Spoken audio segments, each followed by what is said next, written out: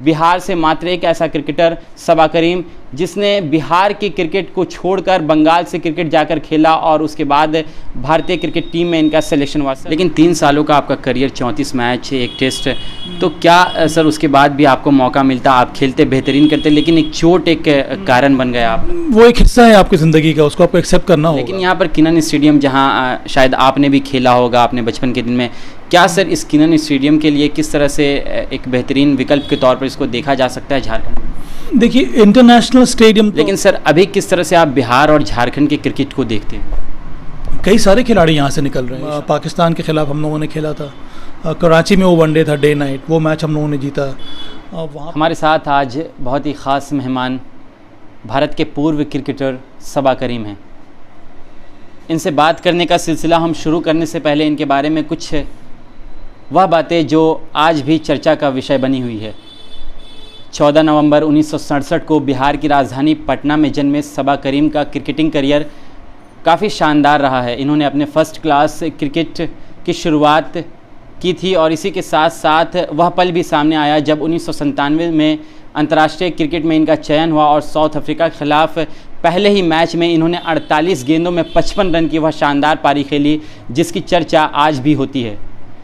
लेकिन 1997 से सन 2000 के बीच इन 3 सालों का क्रिकेटिंग करियर काफ़ी चुनौतीपूर्ण इनके लिए रहा है और एक पल ऐसा भी आया जब सन 1999 में बांग्लादेश के ख़िलाफ़ खेल रहे एक मैच में इनके आंखों में आकर एक गेंद लगती है और जिसके बाद से लगभग इनका क्रिकेटिंग करियर समाप्त हो जाता है। लेकिन फिर भी इन्होंने पीछे मुड़कर नहीं देखा और आज भी क्रिकेट से लगाव, प्रेम, स्नेह, जुड़ाव इनका बना हुआ है। बीसीसीआई में कई पदों पर नियुक्त रहे, साथ ही इन्हें नेशनल सेलेक्टर के ग्रुप में भी शामिल किया गया और आज के इतिहास में जिस तरह से सबा करीम का नाम लिया जाता है और जिस तरह से भारत के 4 सबसे सफल विकेटकीपर बल्लेबाज रहे हैं, उनमें सबा करीम गिने जाते हैं। एक पल मुझे वह भी याद आता है जब सबा करीम अपने फर्स्ट क्लास क्रिकेट की शुरुआत इन्होंने की थी और 1990-91 के सेशन में इन्होंने ओडिशा के ख़िलाफ़ रणजी ट्रॉफ़ी में 234 रनों की अद्भुत पारी खेली। वाकई में ये अद्भुत पारी ऐसी पारी थी जिसकी चर्चा आज भी पूरा देश करता रहता है। चलिए हम सर से बात करेंगे और इनसे इनके कुछ अनुभव के बारे में जानने का प्रयास करेंगे और झारखंड और बिहार में उस वक्त ऐसे कुछ क्रिकेटर ही थे जो खेलने का उन्हें मौका मिला, लेकिन आज वाकई में झारखंड से भी और बिहार से भी क्रिकेटर्स निकल रहे हैं और टीम इंडिया को रिप्रेजेंट कर रहे हैं, वहाँ तक पहुँच रहे हैं। लेकिन उस वक्त में बिहार से मात्र एक ऐसा क्रिकेटर सबा करीम, जिसने बिहार की क्रिकेट को छोड़कर बंगाल से क्रिकेट जाकर खेला और उसके बाद भारतीय क्रिकेट टीम में इनका सिलेक्शन हुआ। सर सबसे पहले इतना कीमती समय देने के लिए बहुत बहुत धन्यवाद आपका। शुक्रिया, थैंक यू सो मच। एक ऐसा पल जब भारतीय क्रिकेट टीम में खेलने के लिए सपना देखते थे लोग, लेकिन उस वक्त में आपने भारतीय क्रिकेट टीम को रिप्रेजेंट किया है। क्या वजह रहती थी सर कि बिहार से खेलने के बावजूद भी क्रिकेट और भारतीय अंतर्राष्ट्रीय मैचों में खेलने का मौका नहीं मिला, बंगाल जाकर खेलना पड़ा? देखिए, उस वक्त के हालात कुछ अलग थे। उस वक्त जब हम लोग बिहार से खेलते थे तो उतने ज़्यादा मैचेस खेलने को मिलते नहीं थे और अगर मैचेस मिलते भी थे तो उस तरह का रिकग्निशन नहीं होता था। उस वक्त की सिलेक्शन जो ढर रहा था सिलेक्शन का, वो बहुत ज़्यादा जोनल बेस था। अब ज़माना बदल सा गया है। अब जो सेलेक्टर्स हैं वो हर स्टेट के मैचेस को वॉच करते हैं। उनको जो लगता है कि उसमें अगर जो भी खिलाड़ी में टैलेंट है उसको एक अलग प्लेटफॉर्म दिया जाता है, वहाँ पर उनके परफॉर्मेंस को टेस्ट किया जाता है, उसके बाद धीरे धीरे जाकर उनकी तरक्की होती है। तो अब ज़माना बदल गया है। अब चाहे आप बिहार से खेल रहे हो या फिर आप झारखंड से खेल रहे हैं या फिर आप किसी नॉर्थ ईस्ट स्टेट से खेल रहे हैं, आपको हर एक खिलाड़ी को एक तरह का ही मौका मिलता है। तो वो एंड में आप पे डिपेंड करता है कि आप किस प्रकार से परफॉर्म कर रहे हैं। पर अगर आपके अंदर वो पोटेंशियल है, वो स्किल है, वो एबिलिटी है, तो फिर आपको कोई रोक नहीं सकता है। तो अच्छी बात यह है कि ज़माना बदल गया है और कई ऐसे क्रिकेटर्स हैं जो छोटे छोटे शहरों से आ रहे हैं, छोटे छोटे तबकों से आ रहे हैं और इसी वजह से हम टीम इस वक्त इतना अच्छा कर रही है। सर एक वो पल था जब आप बिहार को रिप्रेजेंट कर रहे थे, लेकिन उसके बाद एक मौका ऐसा भी आया कि महेंद्र सिंह धोनी भी निकल कर आया और उन्होंने पूरे विश्व भर में नाम रोशन किया बिहार और झारखंड का। लेकिन सर अभी किस तरह से आप बिहार और झारखंड के क्रिकेट को देखते हैं? कई सारे खिलाड़ी यहाँ से निकल रहे हैं। ईशान किशन वो बिहार का है, झारखंड का है, पटना का लड़का है। उसके बाद विराट सिंह कई बार वो IPL की टीमों में खेल चुके हैं। सौरभ तिवारी आईपीएल के लिए खेल रहे हैं। तो कई ऐसे खिलाड़ी हैं जो यंगस्टर्स हैं जो ऊपर आ रहे हैं। अंडर 19 लेवल पे आप देखेंगे तो यहाँ से कई ऐसे खिलाड़ी हैं जो इंडिया के लिए खेल चुके हैं। सुशांत मिश्रा एक लेफ्ट आर्म सीमर है, पिछला जो विश्व कप हुआ था अंडर 19 का, वहाँ पर वो खेल चुके हैं भारत के लिए। तो वरुण एरोन खेल चुके हैं, बहुत सारे खिलाड़ी हैं। तो ये देखकर काफ़ी अच्छा लगता है कि जो जिसकी शुरुआत हम लोगों ने सालों साल पहले की थी, उसको इस वक्त कई सारे खिलाड़ी हैं जो आगे ले गए हैं। मेरे बाद भी कई ऐसे प्लेयर्स आए। MS धोनी तो बहुत बड़ा नाम है, उन्होंने नाम रोशन किया अपना भी, अपने देश का भी, राज्य का भी। और उसी तरह से काफ़ी सारे यंगस्टर्स हैं जो अब आगे आ रहे हैं। जैसे कि मैंने कहा कि अब प्लेटफॉर्म ऐसा बन गया है, अगर आप परफॉर्म कर रहे हैं तो कोई भी आपको रोक नहीं सकता है। मीडिया का इन्फ्लुएंस बहुत ज़्यादा रहता है। सोशल मीडिया है, जो कॉमन मीडिया है, चाहे वो इलेक्ट्रॉनिक मीडिया हो, प्रेस मीडिया हो, सब कोई आपको सपोर्ट करते हैं।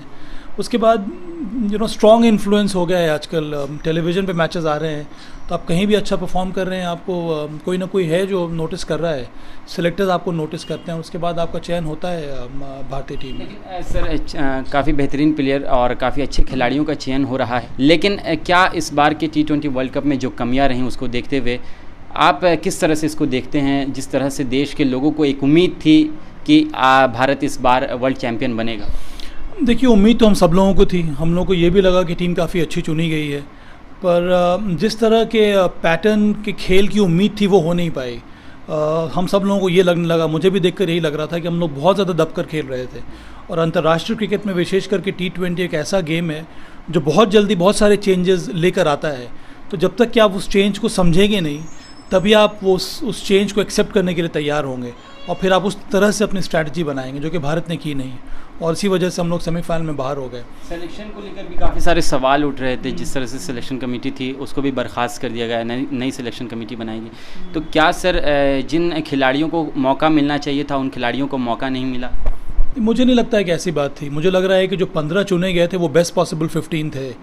कई बार ये होता है कंडीशंस के हिसाब से आप टीम में चेंज करते रहते हैं। 11 में क्या खिलाना है, उसमें इस बार मुझे लगता है 1-2 गलतियाँ हुई। तो वहाँ पर आप सिलेक्टर्स को ब्लेम नहीं कर सकते हैं। पर ओवरऑल अगर हम देखेंगे तो पिछले 2-3 साल में टीम का प्रदर्शन उतना अच्छा नहीं रहा है, चाहे वो वर्ल्ड कप T20 हो या फिर टेस्ट चैंपियनशिप क्यों ना हो। उसी वजह से मुझे लगता है कि ये कदम उठाया है BCCI ने। सर क्या ऐसी कमियां रहती हैं कि महेंद्र सिंह धोनी की कप्तानी में भारत तीनों चैंपियंस ट्रॉफी जीत जाता है, लेकिन विराट कोहली कप्तान बनते हैं, उनकी भी कप्तानी में अच्छा खासा अनुभव रहा है और अच्छा खासा टीम इंडिया ने बेहतरीन प्रदर्शन किया। लेकिन रोहित शर्मा की कप्तानी में इस बार जिस तरह से देखने को मिला, युजवेंद्र चहल को आप ले जाते हैं लेकिन पूरे मैच में उनको बैठा कर रखा जाता है। इसलिए तो मैं कह रहा हूँ कि 11 चुनना सिलेक्टर्स का काम नहीं, 11 चुनना कप्तान और हेड कोच का काम है। अब उन लोगों ने क्यों नहीं खेला ये कहना यहाँ से बड़ा मुश्किल है। सिर्फ हम लोग स्पेकुलेट कर सकते हैं। और मेरे विचार से वो बहुत ही एक कठोर निर्णय था जो कि उचित नहीं था। मुझे हमेशा से लग रहा था कि युजवेंद्र चहल को खेलना चाहिए, क्योंकि रिस्ट स्पिनर का काम हमेशा अच्छा रहता है T20 मुकाबलों में, जो कि हम लोग टीम में रहते हुए हमने उनको खिलाया नहीं। तो वो एक बहुत बड़ी गलती की है भारतीय टीम ने। सर चलिए, ये तो बात हुई अंतर्राष्ट्रीय क्रिकेट की, लेकिन जिस तरह से आप बिहार को रिप्रेजेंट करते हुए आपने क्रिकेट खेला, 34 मैचों का अनुभव आपके पास, और लेकिन क्या सर जिस तरह से 1990 के दशक में क्रिकेट रहा है और आज के क्रिकेट में किस तरह का बदलाव आया है? बहुत चेंजेस आए हैं और बहुत जो भी चेंजेस आए हैं वो पॉजिटिव चेंजेस आए हैं। सबसे बड़ा चेंज मुझे लगता है फ़िटनेस को लेकर रहा है। अब खिलाड़ियों को जो फिटनेस लेवल्स हैं, टॉप 11 क्या मैं कह रहा हूँ, टॉप जो 50-60 प्लेयर्स हैं इस समय जो इंडिया में खेल रहे हैं, चाहे वो डोमेस्टिक हो या इंटरनेशनल क्रिकेट हो, वो सबके फिटनेस लेवल्स बहुत ज़्यादा हैं। हम लोग उनसे कम्पीट नहीं कर सकते हैं। दूसरी बात यह है कि मल्टी स्किल प्लेयर्स आ गए हैं, मल्टी डायमेंशनल प्लेयर्स आ रहे हैं, जो गेंदबाजी भी कर सकते हैं, जो बॉलिंग भी कर सकते हैं, जो बैटिंग भी कर सकते हैं। आज के ज़माने में क्रिकेट बहुत जल्दी चेंज कर रहा है, फास्ट इवॉल्विंग गेम है, इसलिए बहुत ज़रूरी है कि आपको उस प्रकार के प्लेयर्स चाहिए। उसके साथ साथ स्ट्रेंथ ट्रेनिंग होती है आजकल, पावर हिटिंग इम्प्रूव कर गई है, मेंटली हम लोग ज़्यादा स्ट्रॉन्ग हो गए हैं। चूँकि हमारे फिटनेस लेवल्स रेस कर गए हैं, हम लोगों ने इतना अच्छा कर लिया है कि अब हम बाहर की टीमों के साथ कम्पीट कर सकते हैं। बाहर के कंडीशंस में अब हम लोग एक्लिमेटाइज हो चुके हैं। तो पहले होता था कि हम लोग बाहर जाते थे खेलने के लिए, एशिया के बाहर, तो हम लोग उतना ज़्यादा पॉजिटिविटी लेकर नहीं आते थे। हमें लगता है कि बहुत ज़्यादा मुश्किल होगा खेलना या फिर मैच जीतना।